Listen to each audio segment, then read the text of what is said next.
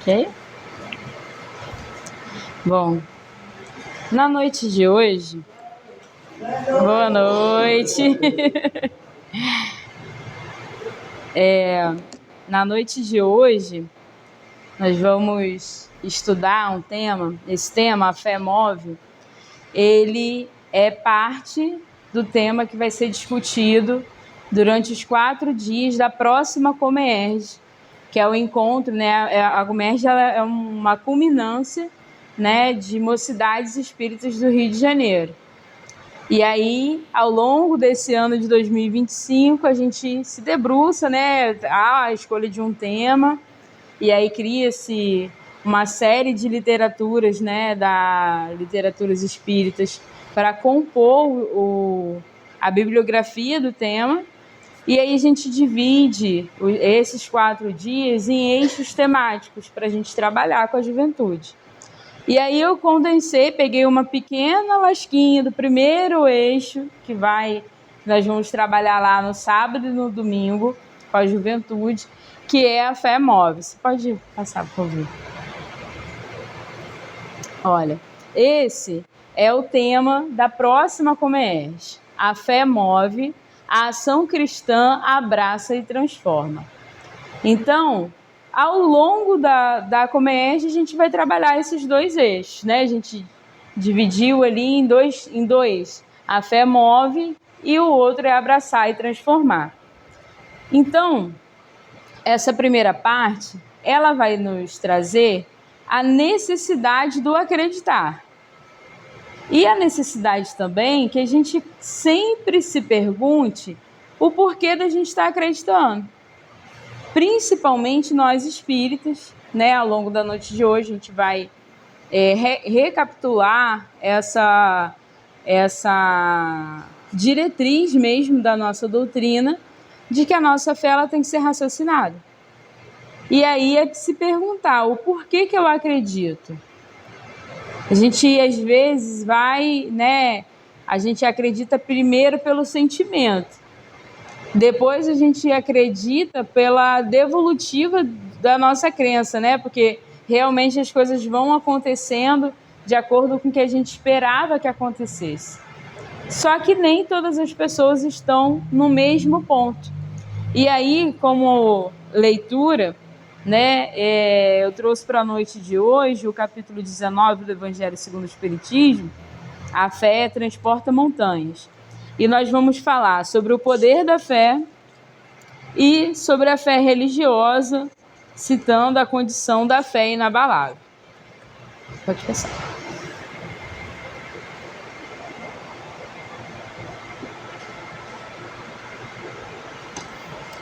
E aí, quando a gente pensa nessa palavra pequena e de força, né, tão grande, tão grandiosa, a gente fala sobre as lutas que a gente consegue alcançar, né, os obstáculos que a gente consegue vencer através dessa fé, da fé que nos modifica, né? E aí, se a gente pensar a fé como um motor de superação, a gente às vezes está diante de um problema, às vezes a gente está diante de um diagnóstico e a gente não sabe como que vai ser, como que vai estar depois da ponte. A fé, ela surge quando a gente está naquela estrada e aí a gente pega um período com muita cerração, que por mais que a gente se esforce, a gente não consegue ver o restante da estrada. A gente só consegue ver o local que a gente está naquele momento, conforme a gente vai passando por dentro daquela nuvem densa, né? E aí a gente se pergunta, a gente só tem a certeza que ali a estrada continua. Por enquanto eu não tenho certeza de como está. Então eu vou me acalmar, eu vou diminuir, né, se eu estiver numa estrada, eu vou diminuir a velocidade do meu carro, porque eu sei que tem a estrada. Eu só preciso ter mais atenção. Então, quando a gente tem um período de expiação na nossa vida, é o período que a gente se acalma para poder ver o que eu estou aprendendo com aquilo que eu estou passando. O que eu preciso observar. Quais são os alertas? Porque a fé ela vai estar ligada à nossa intuição. Se a gente não acreditar na nossa intuição, é a mesma coisa da gente não ter fé. Porque a nossa intuição ela vai ser muito sutil. Principalmente porque a voz que narra os nossos pensamentos é a nossa própria voz. Então a gente ainda tem que acreditar que aquilo que a gente está observando não é um pensamento só nosso, mas também está com auxílio ali dos bons espíritos.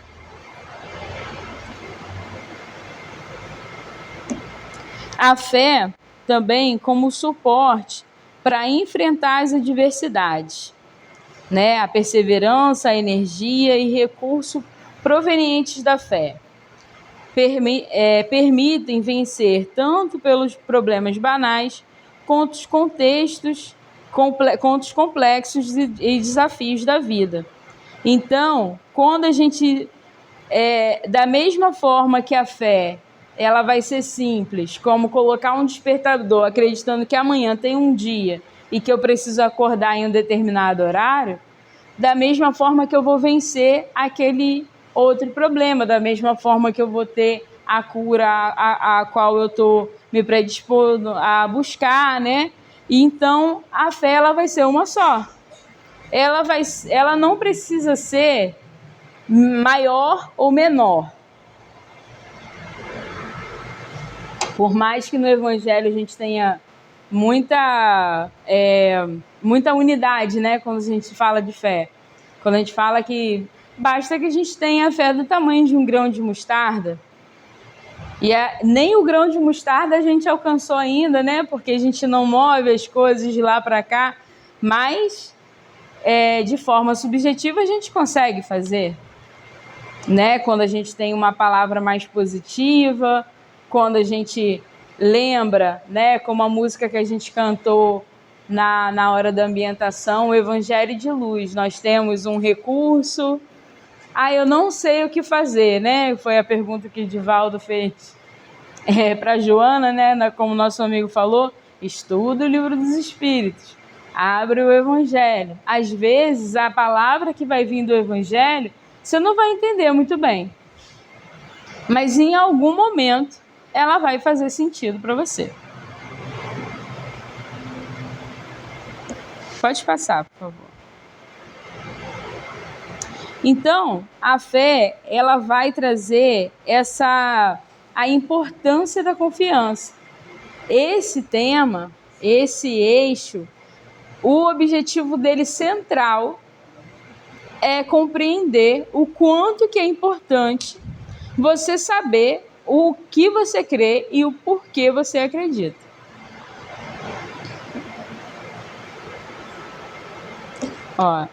A força para realizar grandes feitos, segurança em decisões e atitudes, e a fé como uma base para persistir.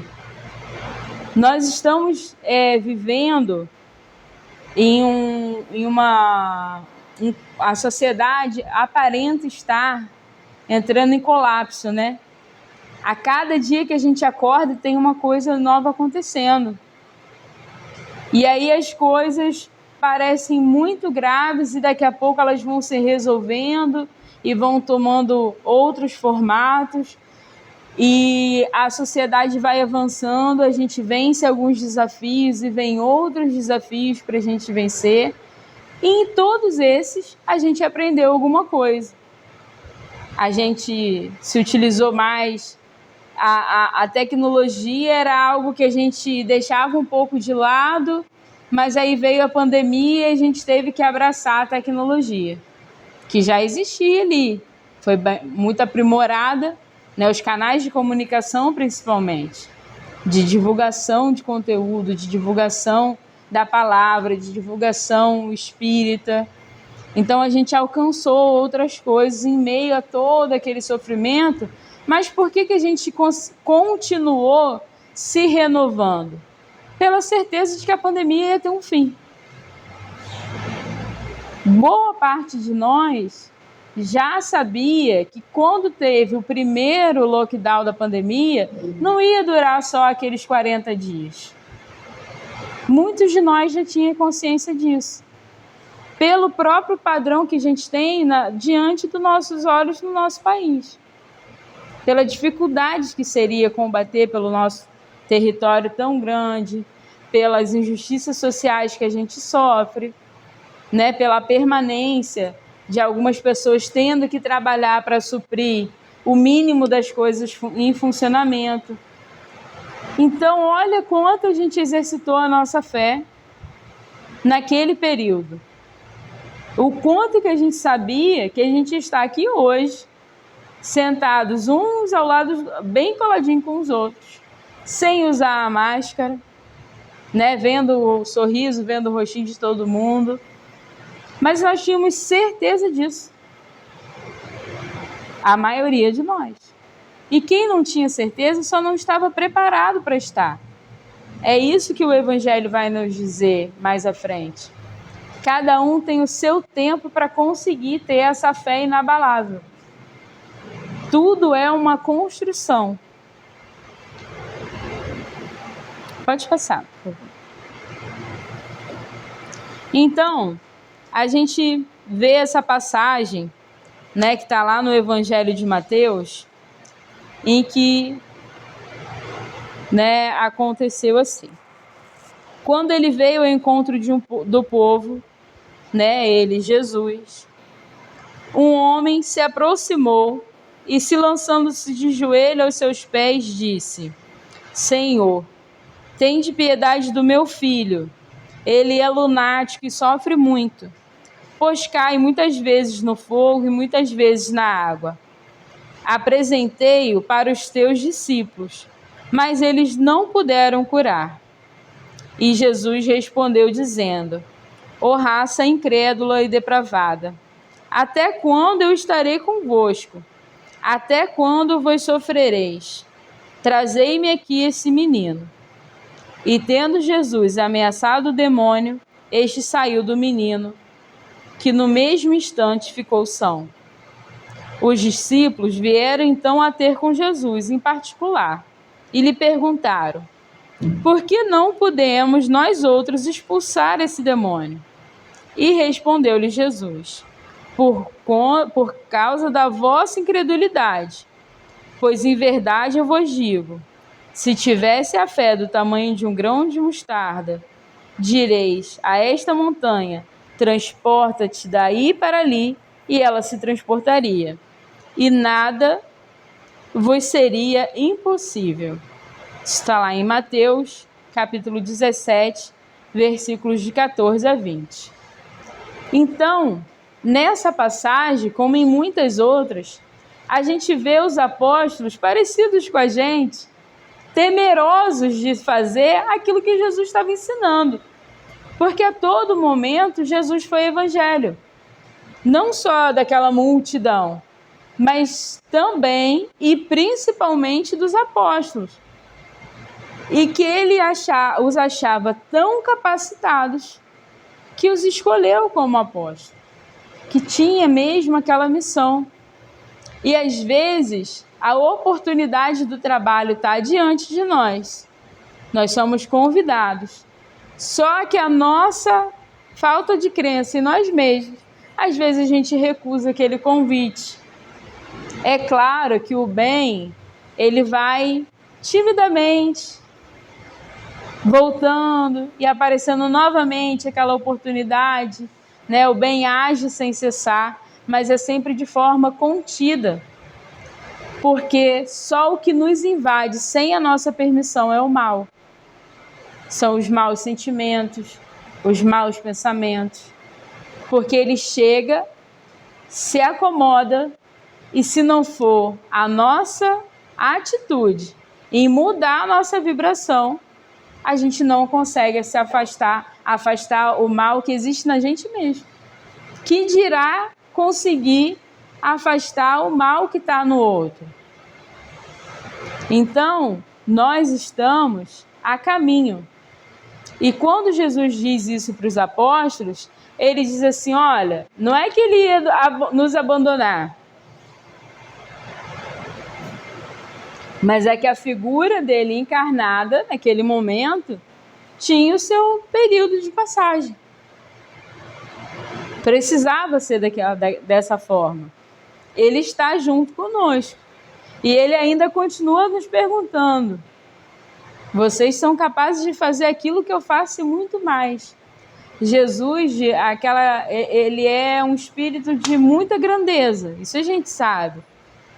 Mas a todo momento ele nos colocou como os seus iguais, filhos do mesmo Pai, vindos da mesma luz, da mesmo princípio vital.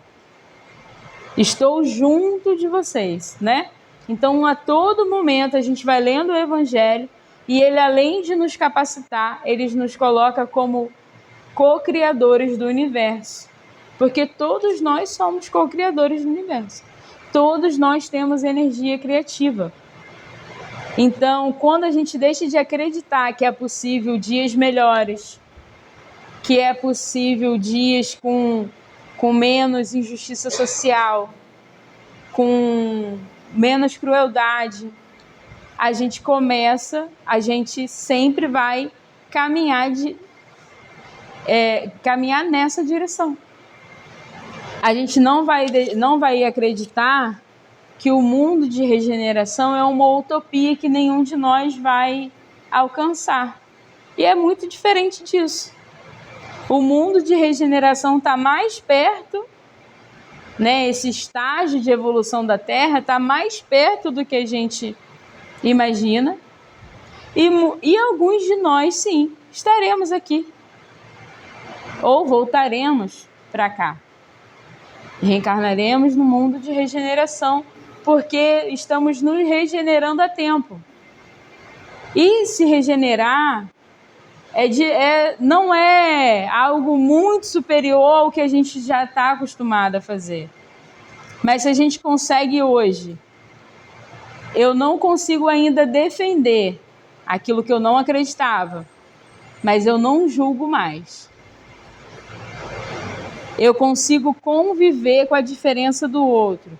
Eu consigo entender que o meu irmão tem o tempo dele de evolução. Eu consigo entender que o meu colega de trabalho não teve as mesmas oportunidades ou não tem o mesmo conhecimento doutrinário que eu tive.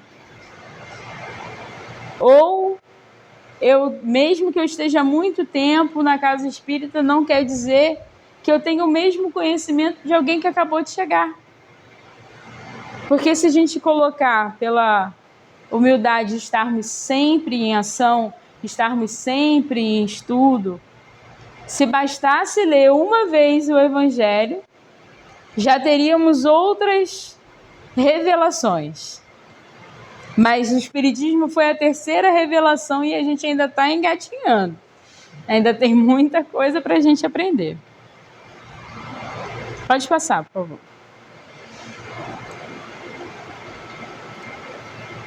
E aí, a gente vai entrar nesse raciocínio necessário, que é distinguir a fé cega da fé raciocinada.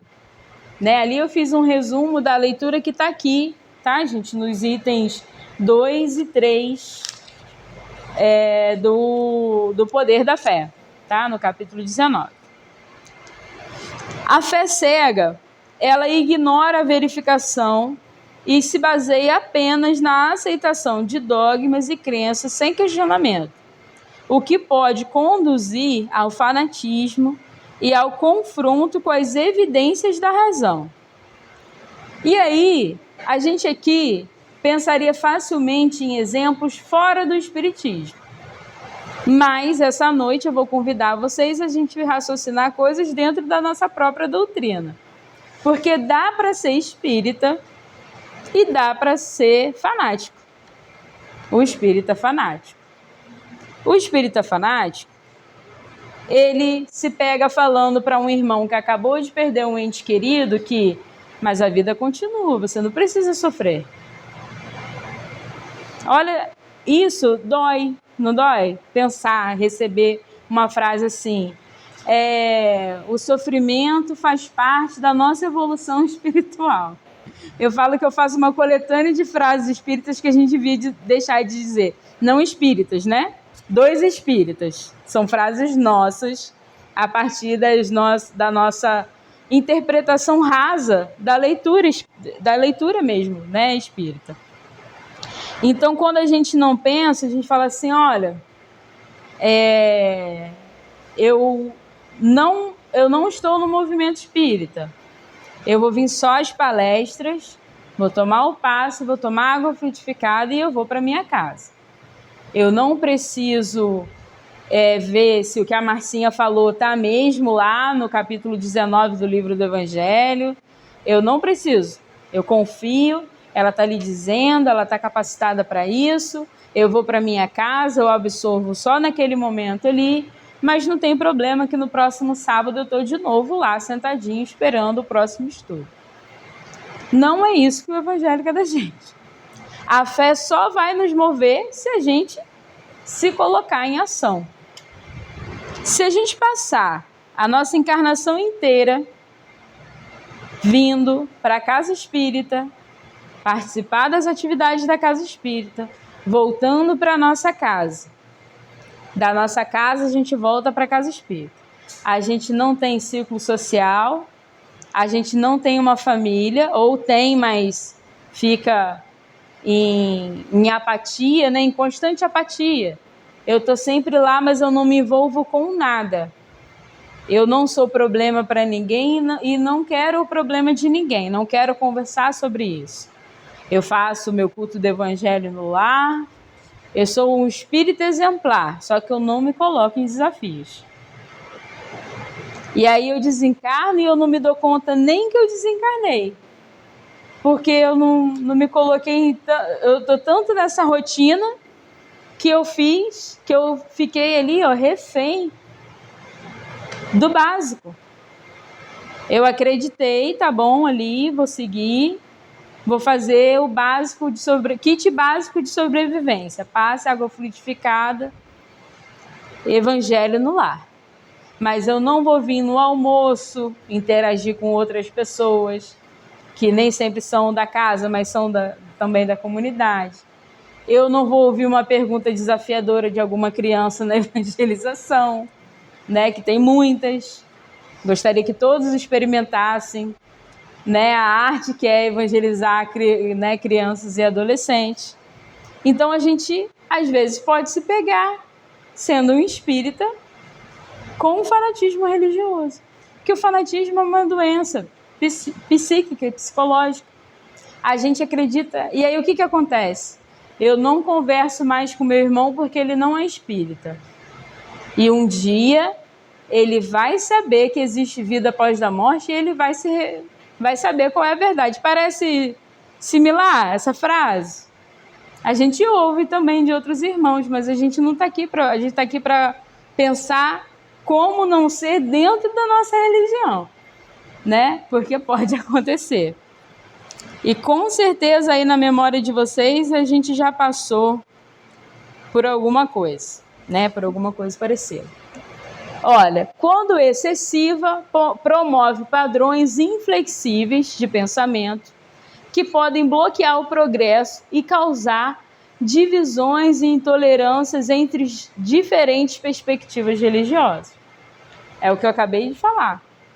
Eu fico inflexível, só o Espiritismo diz a verdade. E o próprio Espiritismo diz que todos têm o seu pedacinho do espelho, né? Todos têm o seu pedacinho do espelho. A verdade, aquele espelho que se espatifou e cada um recebeu um pedaço, porque cada um está pronto para ver uma parte disso tudo. A cada ano a gente descobre algo novo sobre o mundo dos espíritos. A gente aprende algo novo, que se correlaciona lá com a Gênese, que se correlaciona com o Livro dos Espíritos. Porque a cada ano que passa a gente pode ter mais acesso à informação. A gente está pronto. Do que adiantaria lá na época de Jesus, e olha que teve psicografia, teve comunicação, né? A gente vê nas passagens, teve aparição espiritual. Mas do que adiantaria Jesus, naquela época, falar assim, olha, tem um espírito desencarnado perto de você, eu estou vendo isso. E aí essa fala aqui de quando Jesus afasta o demônio daquele jovem que sofria, seria assim, e Jesus tirou o obsessor, acolheu o obsessor, encaminhou ele para uma casa de oração. Se naquela época o povo já pudesse entender dessa maneira, assim seria. Né? Mas precisou da evolução humana. Muitas vezes gera também vulnerabilidade ao erro, já que não se fundamenta na busca do entendimento sólido e crítico, demonstrando frente à luz da razão e às verdades espirituais baseadas no conhecimento. Então, a fé cega, a gente já entendeu que ela não se questiona, porque ela é rígida e não se permite ser questionada. Nem a própria pessoa pergunta para si mesma, por que eu acredito nesse negócio de espírito? Por que eu acredito que o passe me faz bem? Por que a casa espírita vai me fazer bem? Pode passar, por favor.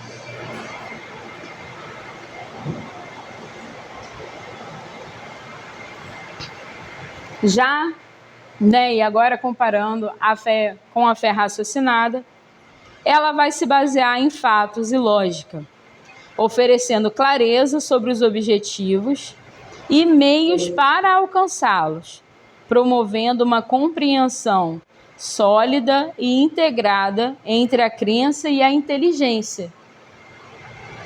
Olha que diferente. Quando a gente pensa, a gente pensa, compreende, se não compreendeu ainda, se dá pelo menos a chance da dúvida. Isso faz parte até do que Kardec foi fazer nos fenômenos das mesas girantes.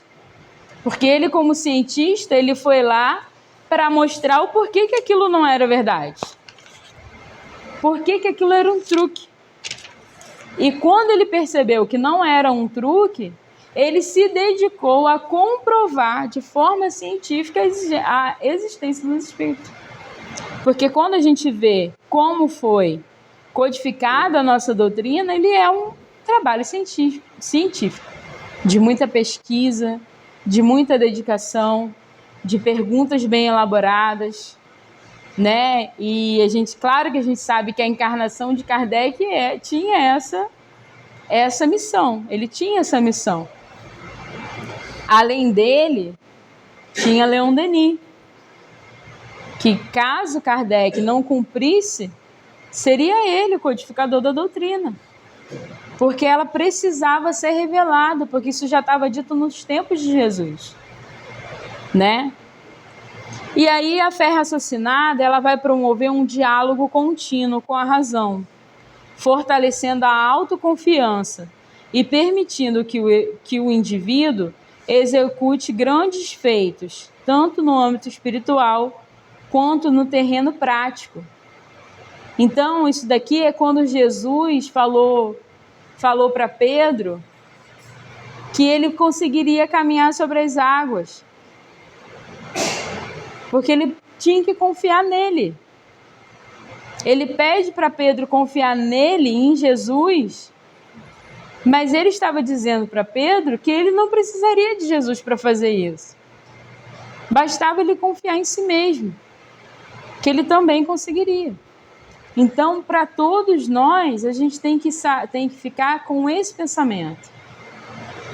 Se eu estou passando por isso, é porque eu consigo vencer. Eu não vou chorar? Pode chorar. Eu não vou reclamar? Não deveria, mas às vezes a gente tem ainda necessidade. A gente está em evolução.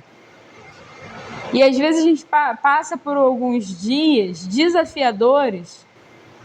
E como é bom quando em algum momento desse dia você ri de tudo que você está passando. Há um mês atrás, eu saí de manhã e bati o meu carro. Resolvi, né, porque eu danifiquei o carro de uma outra pessoa. Resolvi. Fui trabalhar, deixei meu carro em casa, fui trabalhar. Peguei um outro carro emprestado.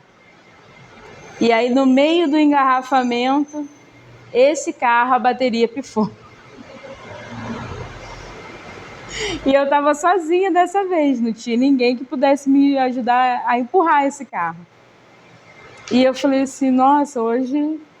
Aí eu tinha agradecido, eu fiz uma prece, eu e meu esposo. Falei, vamos fazer uma prece? Vamos agradecer a Jesus que ninguém se machucou, foi só material. Que bom que foi só isso. A gente tem como resolver. Vou ser grata a Deus por isso. E aí, quando o segundo carro pifou, eu pensei assim, poxa, por que eu fui ser grata tão cedo? Que aí eles me testaram mais uma vez. E aí eu liguei para o meu irmão que trabalha de entrega. Meu irmão estava quase na esquina de onde eu estava, enguiçado. E ele veio, me ajudou, aí parou um outro amigo, ajudou. E aí a gente resolveu. E aí, naquele momento, meu pai, que é meu pai pesca, ele me ligou. Falou assim, nossa, tá muito difícil. Eu falei assim, tá, tem uma nuvenzinha chovendo, mas logo, logo passa. E a gente começou a rir. Que logo depois um passarinho fez cocô assim no meu braço. Eu falei assim, olha, tá difícil hoje. Aí meu irmão falou assim, olha, eu não vou ficar perto de você não. Eu falei assim, mas é só um dia de agonia, porque o restante dos dias está sendo de glória. A gente recebe boas notícias a todo momento. Né? Quem conhece minha filha, a cada 2 segundos conversando com ela, você dá uma gargalhada, porque é uma pérola atrás da outra. Então, a todo momento, a gente tem coisas para agradecer, para que nesses dias difíceis, a gente consiga rir. Foi difícil? Foi difícil igual. Mas a sintonia me salvou. E onde eu aprendi a sintonia? No Evangelho, nas orações, nas palestras. E porque eu acreditei que isso fazia algum sentido para mim. Senão eu ia falar assim, por que Deus, que eu estou passando por isso? Eu fui lá, fiz a palestra, eu participo da evangelização, mas não é isso. É que apesar disso, a gente está com a vida em curso. Apesar disso, a gente tem um trabalho para ir, a gente está num trânsito, a gente está suscetível a todas as coisas. Mas o que muda quando a gente acredita e sabe o porquê acredita? O que muda é o jeito que a gente vai lidar com os nossos desafios. A gente vai lidar com inteligência emocional, né? A gente vai lidar acreditando, está escuro, está obscuro, eu não estou enxergando, mas do outro lado tem alguém me esperando. Eu sei que tem.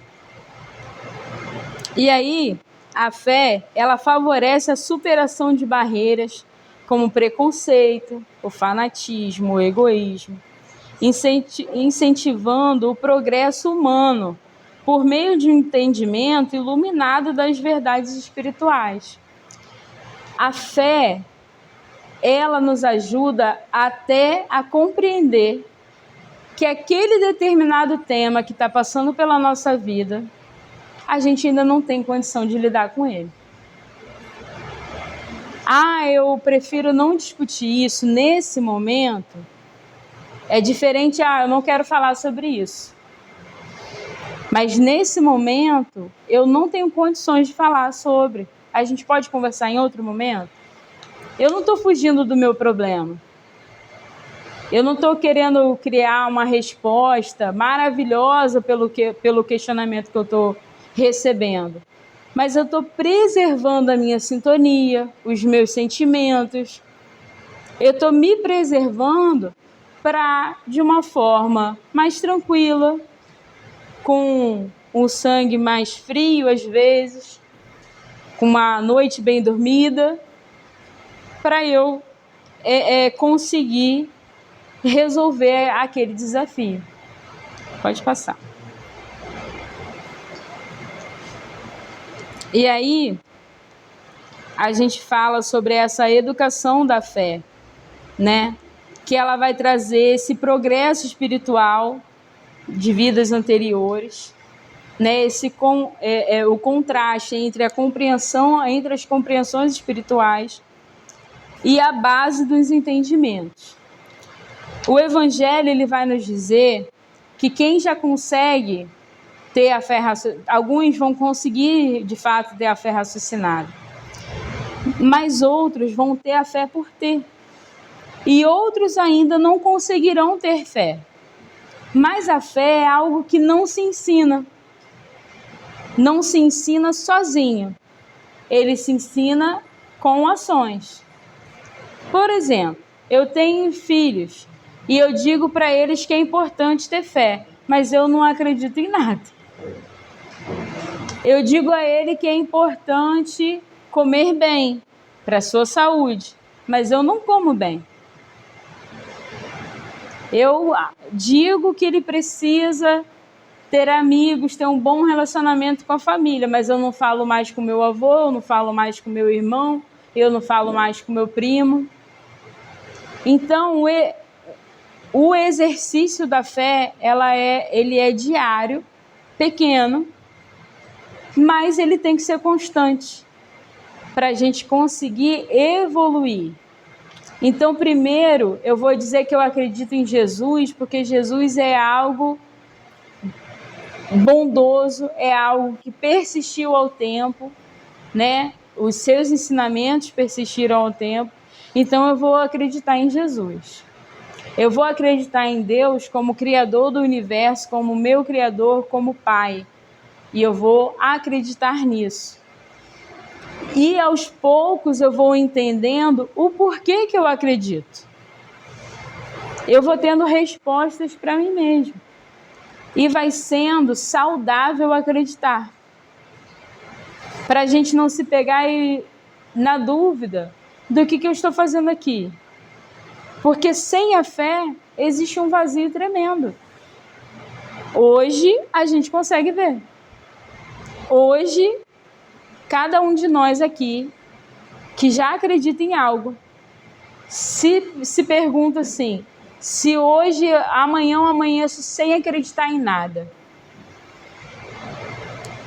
Para mim, abriria uma lacuna na minha vida, como se fosse um grande vazio. Porque para que eu ia precisar, eu não ia ter interesse nenhum em estudar. Eu ia trabalhar porque o mundo material requer de mim trabalho, requer de mim dinheiro, requer de mim produção. Mas por que eu trabalharia o meu lado espiritual se eu não acredito num depois? Se eu não acredito na consequência disso? Por que eu mudaria a minha sintonia? Por que eu deixaria de frequentar determinados locais, como a gente vai naturalmente deixando de frequentar? É muito natural. Porque essa crença, conforme ela vai ocupando espaços vazios no nosso coração, no nosso sentimento de pertencer, no nosso sentimento, na nossa forma de ver o mundo, na nossa forma de acreditar que por mais que eu não entenda, há justiça divina nas coisas que acontecem. E aí a gente vai se consolando pela justiça divina. Conforme isso vai crescendo e tendo sentido em nós, né, a gente vai avançando. Bom, pode passar, por favor. Pode passar, que isso eu também já falei. Aqui é só um resuminho, eu deixei para casa, depois pode, de repente, compartilhar nos grupos, porque eu vou aproveitar os minutos finais para apresentar uma música para vocês, E a gente praticamente já falou de tudo isso, que é o quanto que nós espíritas temos que pensar, se estamos dentro dessa doutrina, temos que pensar na nossa doutrina e na nossa conduta. Porque o espiritismo ele é uma filosofia de vida. Então a gente traz ele para cá, para o nosso tempo religioso, e a gente leva para lá também, leva para o nosso trabalho, não é que eu vou falar de reencarnação, de espíritos obsessores o tempo inteiro, mas eu vou ter a conduta do bom espírita, que é aquele que se esforça para domar suas más tendências, que tem a fé raciocinada e que sempre vai se perguntar se aquilo que eu estou vendo, se aquilo que eu estou ouvindo faz sentido para mim ainda? Está nesse ambiente? Isso condiz com o Evangelho ou não? Né? Se questiona. Pode passar, por favor. Eu vou primeiro ler a letra dessa música, algumas pessoas já devem conhecer, Mas essa é uma música que particularmente eu sou muito, muito apaixonada por ela. E ela é um pedido de aplicação da nossa fé. Diante das coisas, da força da natureza, daquilo que a gente já conhece. E aí diz assim, o nome dessa música é Uma Prece. Poderosa águia que há no alto do totem, dai-me tuas asas, me ensina a voar.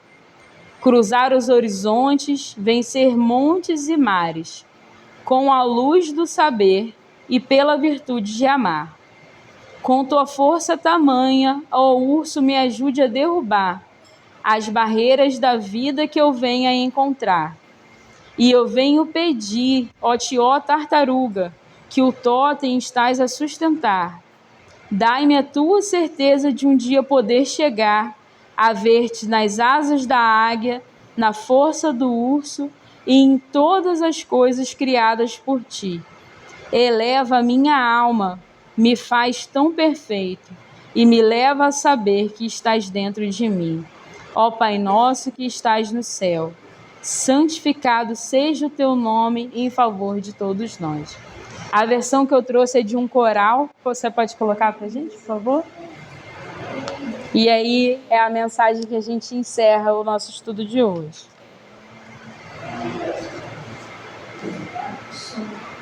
Tá, a gente fez o teste.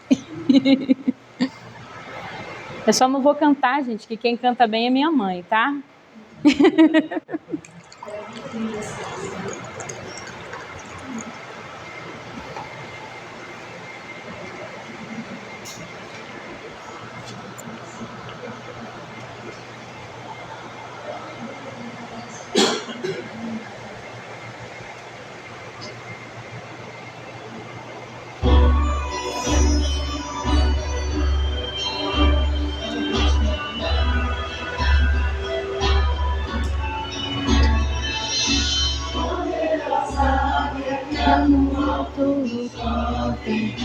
Dá-me tuas asas, me ensina a voar.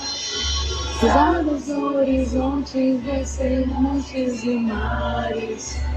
Luz do saber, pela virtude de amar. Com tua força tamanha, ouço, me ajude a derrubar as barreiras da vida que eu venha encontrar. E eu pedir a ti, ó que toque está a sustentar. Dá-me tua certeza de um dia poder chegar a ver-te nas asas da águia, na força do urso, em todas as coisas criadas por ti. Eleva minha alma e faz tão perfeito, me leva a saber quem estás dentro de mim. Ó Pai nosso que estás no céu, santificado seja o teu favor de todos nós. Santificado seja o teu favor de todos nós.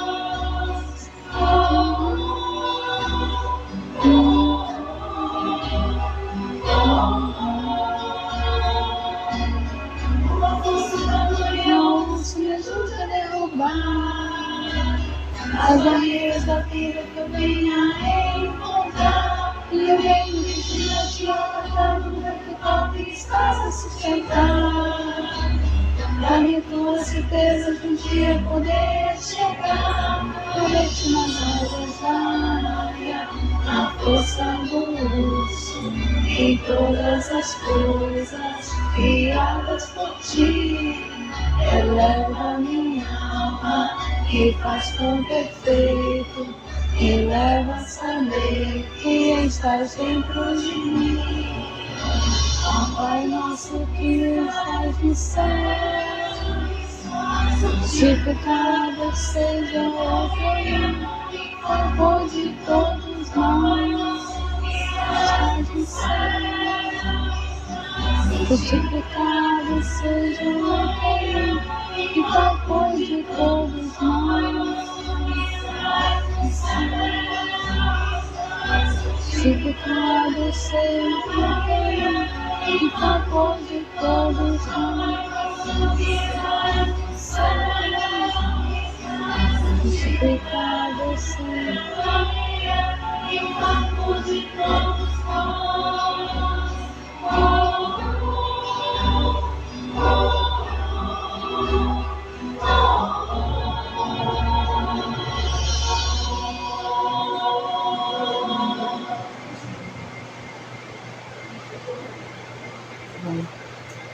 Muita paz a todos.